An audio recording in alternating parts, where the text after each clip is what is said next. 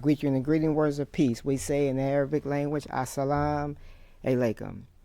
You are watching Northwest Stance, a program that offers and determines to allow us and tries to allow us to continue to study the timing what must be done, to continue to look at and study and examine self-improvement, the basis for the development of our communities. I want to always thank Open Signal for allowing this program to be so consistent on their airway throughout the year. I want to always thank Brother Daniel for coming to allow us, to help us and allow us to continue to disseminate this message for our people and for others who will listen.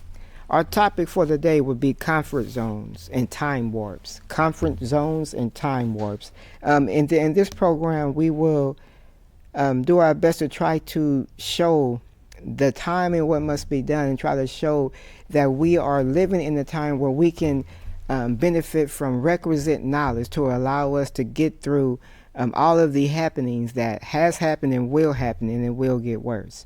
We are living in a time wherein the black man and woman of America, is clearly the Achilles heel and the elephant in the room discussion that will not be avoided today. So again, you are watching Northwest Stance, a program that is developing and has developed on the basis of self-improvement, which is the basis for the development of our communities, okay? And in that self-improvement being the basis for the development of our communities, we must know ourselves, we must know our enemies, we must understand and put a context, the happenings here in this nation, here in this community, and around the world. All of these events gives us a kind of perception that will allow our perception to get better only if we have the right kind of literature, the right kind of understanding, the right kind of knowledge to make us see a thing better than we saw it probably 10 years ago, probably 5 years ago, probably yesterday. So comfort zones and time warps. We want to define these terms, and then defend why we actually can see time warps and comfort zones throughout the society, even in ourselves. And seeing this will allow us to not go alone, to get along, and will allow us to not so much carry our feelings on our sleeve, but we grow into knowledge, we grow into understanding, we grow into a kind of self-control that will allow us to get through this time better than would otherwise be the case. So, comfort zones and time warps. Again, today is November 12th, 2025. This program is live streaming from Open Signal studios, facilities here in Portland, Oregon. And probably a few days after, we're going to put a replay, or we're going to post this program on the YouTube channel for this program. The YouTube channel is called Northwest Stance. It's not too many views because I don't study how to get more views, but I gotta study how to actually learn how to improve that page and get more views. But these episodes, do be on that YouTube channel, Northwest Stance, NW Stance. Comfort zones and time warps. Comfort zones and time warps stunts intellectual development, are barriers to self-discipline, and worsens societal problems. Comfort zones and time warps are results of the different types of ignorances, and often are a result of what is termed engrams. Again, Allah willing, we're going to define all of these terms for this hour talk today. Time warp means a feeling, state, or place in which time seems to stop, go forward, go backward. It is because of being stuck in a comfort zone. A warp is or means become or cause to become bent or twisted out of shape. We want to allow Willen to explain today why many of us are suffering from comfort zones and time warps, and we can come out of this if there's enough time. And that is also a way of understanding And maybe through elevated understanding, we can see a way out. And if it is enough time for a greater majority of us to actually come out of comfort zones and time warps. Now, comfort zone means, listen closely to these definitions, a place, situation, or level where someone feels confident and comfortable. That can unfortunately lead to self-destructive behaviors or an untimely death. The main problem with comfort zones is they breed stagnation, preventing personal growth, new skill acquisition, and self-discovery by making you complacent, fearful of risk, and less resilient to unavoidable life changes. Staying too long in this predictable space leads to unfulfilled, missed opportunities, mental dullness, and regret as your brain stops stretching and you fail to reach your full potential, despite the temporary sense of safety they offer. So a comfort zone can definitely offer of safety or make us or give us a sense that we are, in a good place mentally. But often those comfort zones are just barriers for us to overcome, to actually understand that elevated places, spiritually, mentally, and physically, really, are meant for all of us. All we have to do is take to the task of wanting greater knowledge and proper literature, which this world is totally against. They want to keep populations in every country all over the world as subjected, so that populations can be whatever economic system it is, whether it's capitalism, whether it's communism, socialism. All of these economic systems must give way to a better system for all of us today. And really, that has been initiated here in the fortress of sin that is called North America. People don't like that, but whether they like it or not, even people that have came here, they don't realize that they thought they came here for to be a part of the melting pot and big opportunity and so forth. But really what they came into was modern or mystery Babylon, that the book of Revelation is called the great whore of the earth. So when you look at this from a geopolitical point of view, and then even from a domestic point of view, we see now that the whole world, including the population here, is dissatisfied. Dissatisfied at 100%. So 100% dissatisfaction brings chaos that pushes and forces change. And that chaos can be of the worst, and it can be minor problems also. Lord willing, we want to talk about all of that today in this hour talk. So we said in the beginning that comfort zones and time warp stunts intellectual development and are barriers to self-discipline and worsen societal problems. Let us define self-discipline or discipline. The greatest discipline is that discipline that we impose on ourselves. Listen to that now. The greatest discipline is not what somebody else says to you and is trying to get you to do, but the greatest discipline is, even if it's somebody outside of you, is the person that actually showing you the God inside of every individual, that we have the right to develop that God. It's just like saying that truth is our birthright.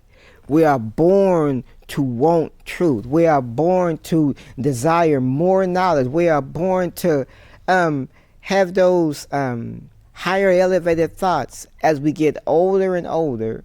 And at a certain point in time where we know that it's time to return to the originator, that that knowledge, that understanding, that growth from our spiritual growth, from our spiritual development, allows us to become one with the Creator according to our capacity. Okay, very important. So discipline, again, is the greatest discipline that we can have, is that which we impose on ourselves. The minister pointed out that in the word discipline is the word disciple. A disciple disciplines him or herself according to what a teacher teaches. We cannot discipline ourselves. We cannot discipline ourselves according to what a teacher teaches if we are affected by an improper self-image, slander, libel, disinformation, and misinformation. Have you ever wondered why there's a such thing as enlightened ones or people? The Honorable Elijah Muhammad said it like this. He said that whenever there's a longing in the people for change, nature will produce that person or persons to bring about that change. So some folks call them enlightened ones, and then we have the scripture definitions of messengers, prophets, and so forth, apostles, and so forth. Well, these kind of human beings, they come in the line through the epics of time to actually help the human family move toward perfection through the generations. Okay, so when we looking at discipline, we must look at what is in the way that will not allow us to look at discipline as we should, and actually know that discipline should be a kind of enjoyment instead of us feeling like it's some kind of burden and so forth. But that's only by study, and that's only by understanding why in life struggle is ordained. So look, again, we cannot discipline ourselves according to what a teacher teaches if we are affected by improper self-image, slander, libel, disinformation, and misinformation. We are seeing clearer today than before that this world, particularly the white stream media and their imps, IMPS, okay, no matter if they're black, if they're Asian, if they're Mexican, and so forth, the white stream media uses imps today more than before to try to continue their subjection of the people's thinking. And that's why, to their surprise, even though our president is not really too better than them, to their surprise, President Trump began to attack the media and attack these kind of information engines that we have all had a problem with. It has all destroyed families and homes and so forth, destroyed the functioning, the good or well functioning of society. We know this, okay? But what is different about the president and then his support and so forth, this is just one aspect of it. It's different aspects of it too around the world, but it is a part, listen to this now, it is a part of the fulfillment of, if Satan cast out Satan, how then shall his kingdom stand? Okay, we are looking at that today, and we looking at, I'll say it again, imps, whether it's black, Asian, whatever,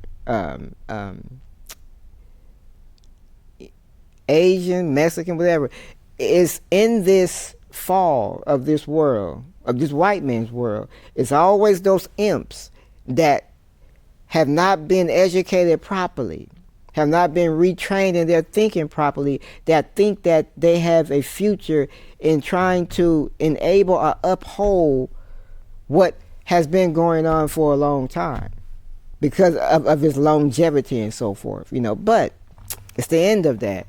And we have proven that. Even, as for example, some people, they kind of get upset when we talk about that America is the modern Babylon. America is in the book of Revelation. America is also in the Quran. America is in the study of history, in the cycle of history where empires come, empires rise and fall and so forth, where this is the end of the most powerful nation that has existed in the last 6,000 years, the most powerful nation of the Caucasian race that has existed in the last 6,000 years, that was prophesied of, okay? But again, some folks, they getting their feelings about us saying Mystery Babylon. This is Mystery Babylon and so forth. Hey, if you don't like that term, all you have to do is look up what is it, documentaries. It's lectures of white historians, okay? And not just somebody, talking at the mouth or so, but they are deep historians that actually know how to vet history, study history, and compare what could be real history from just what is somebody's story. Okay? You can go on YouTube and just look up 2-hour, 1-hour videos of Caucasian historians, white men in America and white women, that actually show how the empire is dying now from within. And then they actually compare it to empires of the past and rulers of so-called ancient times and so forth. This is people who study, not people in emotions and so forth. So those of us who are saying this from the teachings of the Honorable Elijah Muhammad, we are trying to be on the, how should I say that? We are trying to be on the good side of fulfillment. Because all of us are fulfilling either the negative side fulfillment or the good side fulfillment. So we are just doing our best to try to be in line with the good side of fulfillment of what was prophesied to happen in these last days. Okay? And because many of us may not study words and may be in time warp, and I'm trapped in a time warp or comfort zone that will help us or push us to judge what we should not judge, push us to claim we understand what we don't understand. That is a problem. That's a problem. So, back to discipline.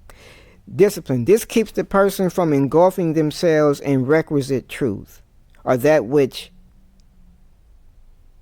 need to be heard at the present moment in time because of happenings. The mode of operation of our enemy is to keep this going until he totally victimizes persons. Dumb down human beings. Dumb down. There is a such thing. Just think about that. There is actually a such thing of human beings being dumbed down. Where they are dumber than they were 10 years ago. Dumber than they were 20 years ago and so forth. When you dumb down a human being, or when you have a kind of society, that's actually operating in your libraries, in your schools, and your colleges, then that is the home, that is the rule of Satan. Of Satan and his imps. Okay? And that's all being destroyed today. So, again, our open enemies' use of their mediums, social media talking heads, and propaganda newspapers towards this end. A mode of operation is a method or set of rules governing how something works. Now, we said at the inset of this program, we said that comfort zones and time warps are results of different types of ignorances, often are a result of what is termed engrams. Okay, some folks don't like that term. Okay, but it is a term. It has a meaning. It's in the dictionary. Okay, and it is a very useful meaning when we are studying ourselves. Studying ourselves. Remember, we are not, and I mean those of us who are trying our best to study the stance and stand with the stance of the Honorable Louis Farrakhan. We are not the kind of people that think that we know what other people don't know. No, we can all aid each other in discovering ourselves and self-improvement, which is the basis of development of our communities. All of this explains. I say it like this: the Honorable Elijah Muhammad, we are not the kind of people that do not want people to question how we study, what we study, and so forth, and why do these say that about y'all? Why do those say that about y'all? We are not the kind of people that don't want to answer that. If we can't answer, we just say, well, you should get this book that our researchers have published and so forth. This, just things like that. So the Honorable Elijah Muhammad said, he gave this advice to the people: ask questions and learn all about yourself. Okay? So we are not the kind of people, even though people who are in their feelings about the black Muslims, you in your feelings about, what they say, the white man, the devil. He is the devil. Okay? We didn't say evil start with the white man. But of course he's the devil, man. What else is he? I mean, what else is he? We never said that every white person is our enemy. Nor have we ever said that evil start with the white man. We ain't never said that. But if you look at the dominant condition today in the world and look at what they have documented themselves in America and elsewhere, they showing that collectively as a civilization, the whole world should shun them. The whole world should forsake them. And some of their own are forsaking them. Okay? We're talking about a generalization, a dominant condition. Okay? So, the word engram. The word engram is a specific type of mental recording. Everybody should hear this definition and just relax and say, okay, let me get some literature. And I would suggest to all of some of the best literature that we could get is all of the books of the Honorable Elijah Muhammad, all of the books of the Honorable Minister Louis Farrakhan, especially his self-improvement study guides. Okay, it's not an academic exercise. It's an actual, it's actually study guides, divinely inspired, that will allow us to get our potential to be more kinetic in life. And then it will allow us to not be victims of vices, whether it's eating too much, whether it's drinking, whether it's smoking cigarettes, all of these things. Now some say, well, hey man, the Muslims, man, yeah, back in the 70s and earlier, yeah, they got people off of cigarettes and drugs and things of that sort. But it seemed like,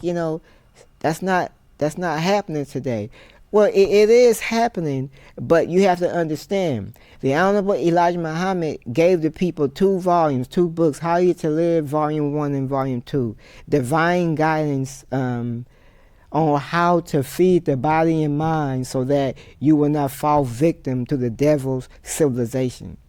But these books are study books. They are science books, but they're written in a easy way to understand. But then we have to learn the research process.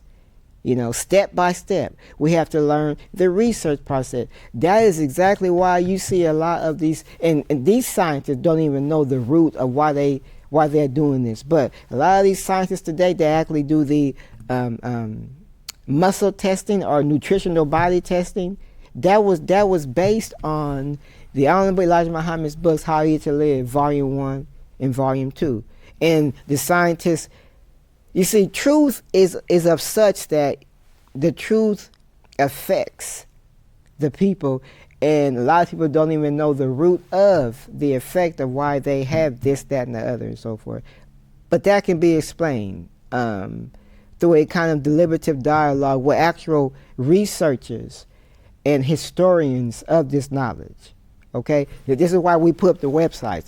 The website should show us that this knowledge this information is public, and this information is research, or how should I say that? Taking up the correct research or historical research method in looking at things and so forth. So again, listen to this definition. I try to read it real slow. This definition is something else.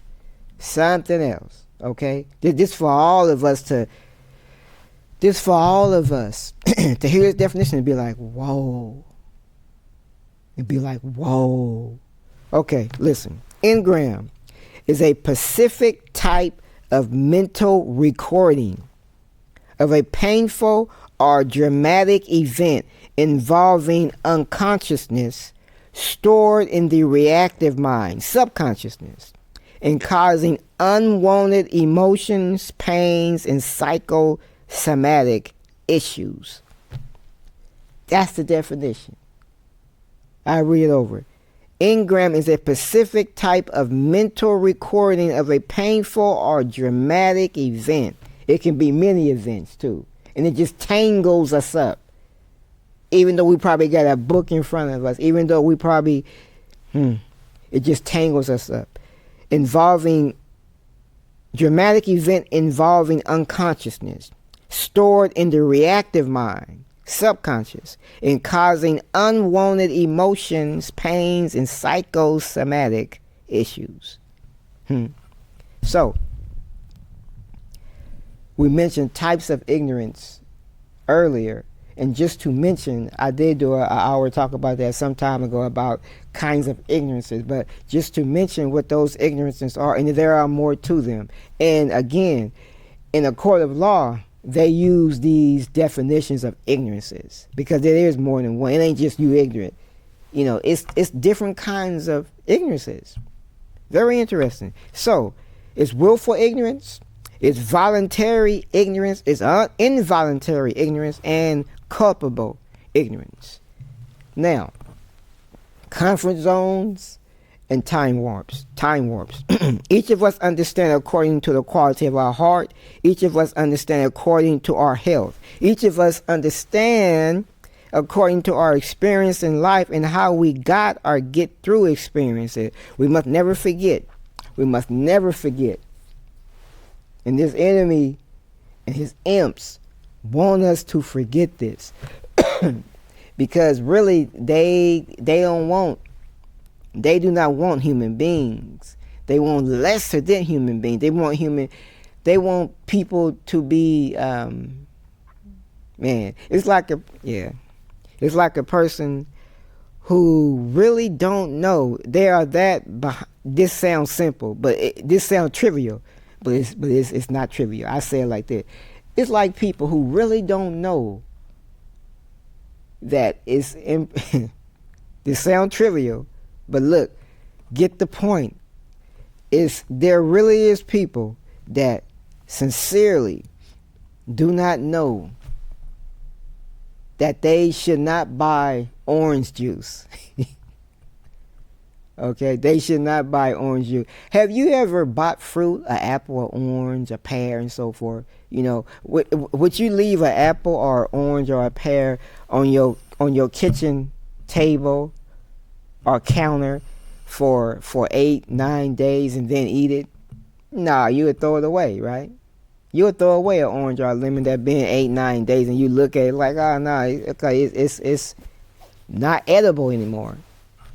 We do that, okay? So why would we buy orange juice that's in a whatever refrigerator, and it been in there for like 2-3 weeks and so forth? And sometimes you go to these stores and so forth, and it been there for longer than that. Especially these little corner convenience store, and people buy that, destroying their health and so forth.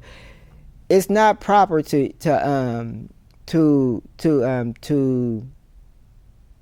drink juices that been in jars for like 2-3 weeks, but you will not actually eat an orange or an apple that been on your kitchen counter for 10-15 days. You won't do it. So what do these enemies have in these packaged foods and juices that makes it still taste like it's something to drink? Or even look like that. Very dangerous. So, yes, what was I at? Okay. We must never forget that the first organization is the human being. We must never forget that the first organization is the human being, and that the basic unit of any community or society is a single person. That's the basic unit. Okay? And then going a little bit further, listen to this. Going a little bit, the basic unit of any community or society is a single person, the person, okay? And then going a little bit further, unity built on expediency does not last long. We have to be re-educated and retrained. Some don't like that term, especially some of these sisters. They don't like, what you mean re-educated and retrained and so forth? Yeah, you got to be trained. We got to be trained. That's what FOI is all about, training of men and boys, here in North America, which is Mystery Babylon, so that we can successfully go against the grain, not bowing to our low desires, okay? Not being one of these persons who it's like some people who would say, yeah, I used to be a Muslim, yeah, I used to be a Christian and so forth. That's far off. That's far off. You wasn't trained and taught right. You wasn't educated properly and so forth. So now you have fallen off, and you think that it's okay that you think you learned something more. I used to be a Muslim, yeah. So where are we at? Yeah, we must never forget that the first organization is the human being, and that the basic unit of any community or society is a single person. We can't truly unite collectively with others until we ourselves are united internally.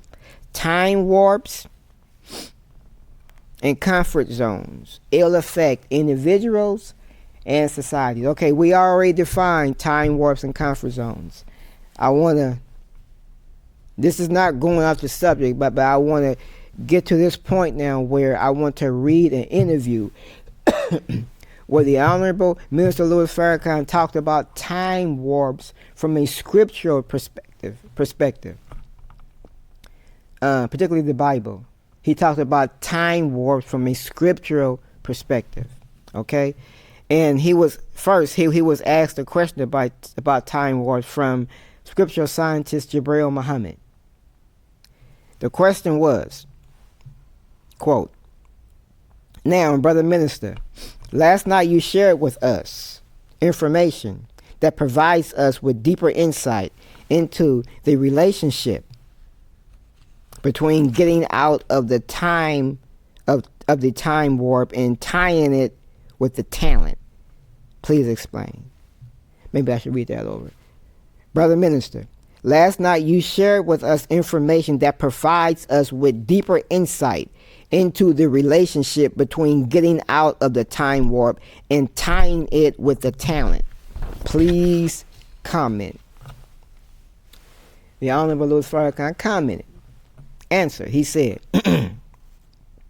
"To capsize it, it is a picture of the day of judgment. Each human being will be called to account for what that human being has done with what that human being has been given. In the parable of the talents in the Bible, there is a man who was going away to a far country. At that time, when that parable was spoken, the means of transportation was such that if a man was going away into a far country, it would take that person an awfully long time to go and return from a far country. I think the parable was trying to tell us that the person would be gone for a while. The absence of that person was a test for the servants of that person. Remember, we defined discipline earlier and said that in the word discipline is the word disciple. So he calls them before he goes, and he gives to each talents. One he gives 5, one he gives 3, and one he gives 1. In those days, a talent was money. The man that he gave 5 increased it to 10. The man that he gave 3 increased it to 5. The man that he gave 1 buried it. When the master returned, he called his servant to a day of judgment. He asked the question, "What did you do with what I gave you?" One servant said, "You have given me 5, and I increased it to 10. The master said, "Well done, thou good and faithful servant. Because you have been faithful over a little, I will make you a ruler over much." Then he called the man that he had given 2 talents. That man also increased his talent to 4. The master was pleased with him because of the increase. But the man that he had given 1 talent, He never put it to use. He wanted to give it back to the master the same way that he received it. Needless to say, the master was greatly displeased with him and took from him his talent. He took that one talent and gave it to the man who brought about the biggest increase. The man with the one talent began accusing the master. Ah, you are a hard man. You reap where you have not sown. He is making excuses for his lack of proper use of his talent. The Honorable Elijah Muhammad said that the talent here represents faith. The greatest money a person has is their faith in Allah, but faith counts for nothing except it is put to an exchange. As money should secure you some of the things that you need to make life more comfortable and the quality of life better for you and your family, it is putting faith to an exchange that will improve the quality of your life. The man that buried his faith was in a time warp. The man that buried his faith was in a time warp. He refused to grow. He was comfortable with the one talent that he had and did not see any need to improve on what the master had given him. He thought he would be accepted by giving back to the master what the master had given him. He found himself cast into outer darkness, and that which he had was taken from him. Okay, that's his response to that question, the minister. This book, Closing the Gap, on our universal website, finalcall.com. Many books are there. Also, Closing the Gap is there for us to order to have come first class mail to our P.O. box or our physical address. First class mail. So look, again, our topic, comfort zones and time warps. The Honorable Elijah Muhammad said, man, the hardest person to teach is that person who think they know what they don't know. So, who can really be re-educated and retrained? It has to be experiences that interrupts time warps and comfort zones. So, as we mentioned earlier, the 4 ways of learning. The 4 ways of learning. Those 4 ways of learning are reading, conversation, observation, and experience on more elevated levels that will allow us to go against the grain of time warps and comfort zones in ourselves. The teachings of the Honorable Elijah Muhammad guides us successfully against the wicked norms of this doomed world. So do people have time to be deprogrammed? That's the question. Do we have time to be deprogrammed? Is the majority of the population of the earth under a kind of judgment wherein this is why the God himself says that he will reduce the population because they are disobedient? But is that unconditional prophecy or, definite prophecy? Is that prophecy that do not necessarily have to be fulfilled, or is it unconditional prophecy that has to be fulfilled? Okay? So, I want to get to we almost there. The teachings of the Honorable Elijah Muhammad has always been public information, especially since the internet. Remember that. Do not come at us like we are some esoteric group, a secret society group and so forth. No, our teachings have always been public. Okay, public. This is why you see Native Americans who are followers of the Honorable Elijah Muhammad. You see some Caucasians who are followers of the Honorable Elijah Muhammad. If you watch the last Savers Day of the minister, when was that? 2024. You see Caucasians in the audience, and they are on Instagram. Okay, Caucasians that actually understand. And the Honorable Elijah Muhammad spoke of them, a group of them that's growing in his book, Our Savior Has Arrived, published in 1974. You can get these books, public information, okay, to help yourself. understand why you will not get around that this is modern Babylon, and the law came in the person of Master Farah Muhammad, to whom all praise are due forever, and raised up the arm of Muhammad and gave us their gift. Okay? Their gift, their Aaron, their Jesus in our midst, Minister Farrakhan today. You ain't going to get around that. Okay? The fall of this world spells that out. How they try to ignore the nation and the minister. What's going on right now? What's going on right now with the Jewish people in Israel and Benjamin Netanyahu and stuff like that? The minister talked about that years ago. You can see it on YouTube. He talked about that when he was on the Donahue show. He talked about that in his most current Savior's Day. You know, his subject was about that region of the world, Benjamin Netanyahu, the Palestinians, the Jewish people, and so forth, President Trump. He spoke for, I think, 3 hours. You can get it online, NOI.org. What he talked about, do you remember the Jewish people, you know, some years ago, was it 89, something like that, when the minister was talking in New York, these Jewish cats came out with their protest signs, talking about how do we want them, something about Farrakhan, and how do we want them dead, it's whatever, you know, some kind of chant they had and so forth, right? Well, you know, that was back then. Look, and the minister explained and revealed, you know, that a section of the wicked Jewish community here in America, the state of Israel and so forth, he revealed that decades ago and so forth. And they call him anti-Semitic. Back then, the Senate even censored the minister. They had it on C-SPAN and all this. They had it on ABC, trying to scare us into not listening to the minister. But we got stronger and stronger because we don't care about being censored. Man, you take that somewhere else. Real talk. But yeah, everything the minister has said about this is why we ain't got to talk about that today.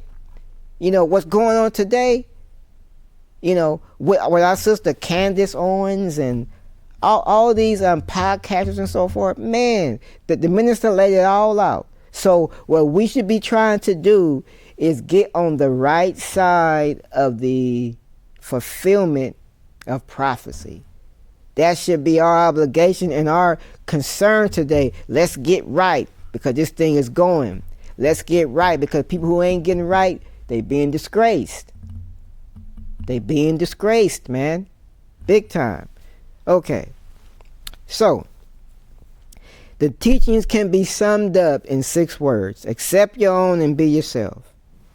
These are the 6 words that the Honorable Elijah Muhammad, he taught about what God in person taught him. And then he said that it can be summed up in these words. Accept your own and be yourself. Okay? We have taught that we are the people of Allah's choice, the children of Israel, since our inception in 1914. This has been proven. The majority population in America has been wrapped up in comfort zones and time warps concerning us and their ability to rule others. There are heavy consequential geopolitical implications to depreciating or ignoring the black man and woman in America, our plight. It's a serious consequence to ignoring our plight, and that's what's happening now. The black man and woman of America is the catalyst population that will save humanity until the plight and problem of black people in America, properly described as foundational black Americans, is solved. No other problem anywhere in the world will be solved. As the national chaos and disagreements happens, it is continuing to manifest that black people in America are the elephant in the room, are the Achilles heel of what is happening. Elephant in the room means, elephant in the room is the metaphorical elephant in the room, represents an obvious problem or difficult situation that people do not want to talk about. Achilles heel refers to a fatal weakness or to be vulnerable. It is clear that the majority population has refused to acknowledge this. So they collectively, listen to this, let's put this in the best context that we can, because we are facing this. The majority population, so they collectively make decisions or go along with decisions that get them in more difficult situations. Let me read that over. It is clear that the majority population has refused to acknowledge that we are the quote-unquote elephant in the room, or the Achilles heel of what's going on, okay? They have refused to acknowledge this. So they collectively make decisions or go along with decisions that get them in more difficult situations. A comfort zone society is a hostile society for us and the Native American, and even our Mexican family and so forth. But they have to understand why they are coming here as they are coming here. You know, they probably doing this. They probably do. But really, what has been going on is American foreign policy have really interfered with a lot of countries, particularly her neighboring countries and so forth. And now it has made these populations of these neighboring countries so imbalanced that they want to flood here to do to America what American foreign policies did to them. And this is recorded. You know, the crimes of Americans' foreign policies, and again, as I said earlier, you don't, it's a waste of your time, man, trying to blame us, those black Muslims. You know, those they hate white people, so forth. It's a waste of your time. Keep doing that, man. Stop doing that. You know, you can study your own scientists, your own historians and so forth, your own political scientists that actually show why America is in the condition that it's in today, and why America is viewed by foreigners how it's viewed today. Okay, you can listen to your own. You don't even gotta look at us. Okay, and they actually demonstrate. They don't just talk, but they demonstrate it. They actually document it and show the events and so forth. Now, if you don't want to listen to real conversation and deliberative dialogue, you just want to accuse back and forth. Okay, that's your position. Okay, stay there. Stay there. Okay? Again, a comfort zone society describes how individuals and groups naturally gravitate to familiar low-stress routines for safety. But this can hinder societal progress, leading to issues like entitlement. Oh, brother Daniel, I want to make sure we're going to use that 1 hour ending. So anytime, just remind Vo, you know, that we almost coming up to that time. Again, a comfort zone society describes how individuals and groups naturally gravitate to familiar low-stress routines for safety, but this can hinder societal progress, leading to issues like entitlement. Listen to this. We're facing this now, you know, and you know, it's making the society worse. This is why you can get books now and watch videos now of mainly Caucasians teaching about emergency preparedness. You know, having your survival kit, having your extra food, learn how to heat your home without you know, the power company and so forth. You know, it's our videos of this where you got your emergency bag, and then you get to learn how to, you know, use solar, because as things get worse, and then the people in authority, you know, thinking that they're gonna just hide in the hills somewhere, we gotta be prepared too. You know, because when the bottom falls out, then something new will come in, but let's be prepared when that bottom falls out. So let's see. Yeah, city officials have used their coffers to enhance a false image that we black people are complaining while others come here and make progress. A coffer is, the city financial purse. It's a fancy word called coffer.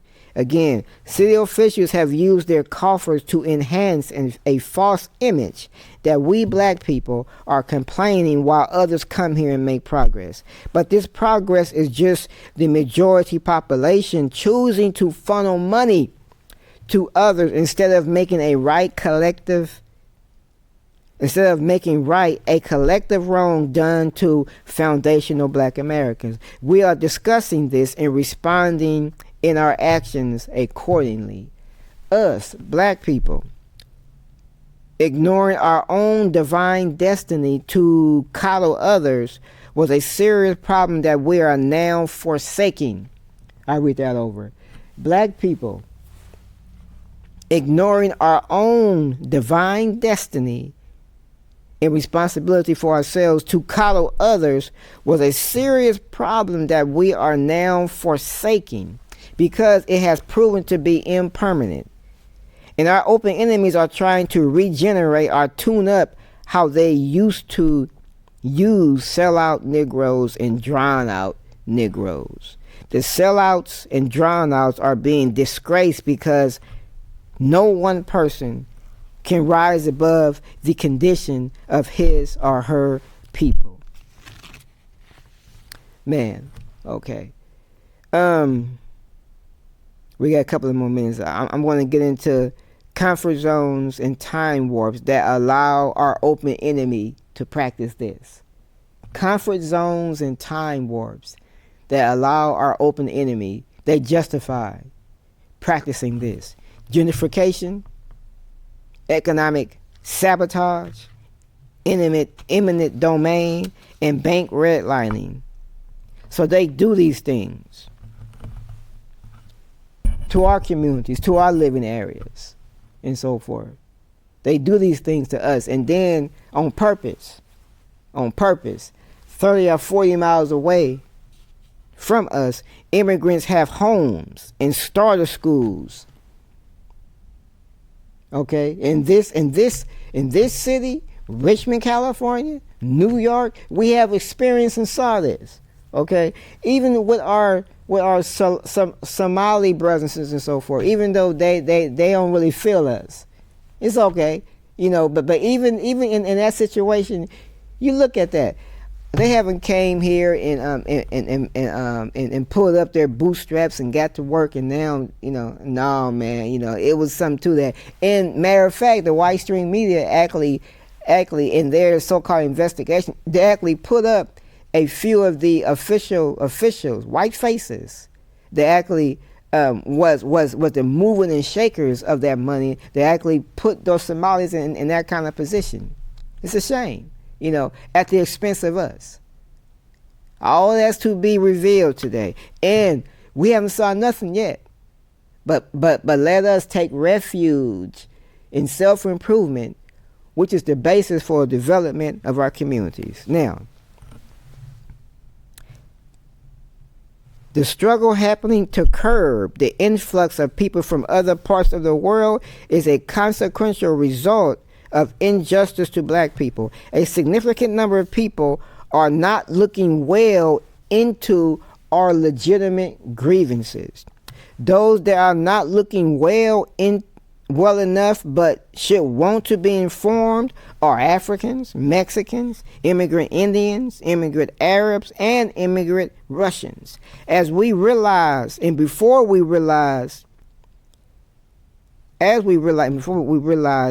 we use the power of our unity, others would be coattail riders of our gifts, talents, and innate creativity, because we have not moved with a common purpose to control our own brain power. We have not moved, black people, we have not moved with a common purpose to control our own brain power and creativity. So other people, especially this white man, he loves to watch us, and then our gifts and talents he patent. And then he develop it and do this and that and so forth. And we're thinking that we haven't contributed nothing to society. Well, it is because we are not realizing, we don't realize it now, but we did not realize that this is our common enemy. And he is a master at technology. Okay? So once we actually, get on code and actually, circle our talent with our own brain power, in our own control and unity, then we will see great results. This is happening now. Unity built on experience. Unity built on experience does not last long, but unity built on precise thinking and mathematics and self-improvement, which is the basis of development of our communities, will be the foundation that we are building on today. Okay, we got about a minute left. Let me get to a point that I wanted to. Let me see here. Okay. I meant to mention this the last time that we did this hour talk, but I don't think I'm going to have time. I don't think so. Okay, thank you, brother. Thank you so much. Well, I just read it really quick. Let us think on this because it's so powerful for us to actually bring it to memory over and over again. Brother Jibril Muhammad asked the minister, your words remind me of what I used to say to those who were catching hell unjustly from others. I said, I would rather be the wood than the sandpaper. And then Farrakhan answered, right. Some people are your teachers and they don't even know it. They are like sandpaper and you are like the piece of wood that God wants to smooth out. So he sends some rough riders into our life. Well, it's rough going through it now, but if you were a piece of wood and the sand was rubbing off on you, well, you wouldn't like that too well. But the more the sandpaper rubs, the more the sand comes off in the sandpaper, and it can't do you any further harm. I'm sorry, I'm trying to rush through it because our time is up. Anyway, though, thank you so much for listening. We're going to post this on the YouTube page, Northwest Stance. Tell others, share the link when you go to our YouTube page. We appreciate it. Greet you in peace. Assalamu alaikum.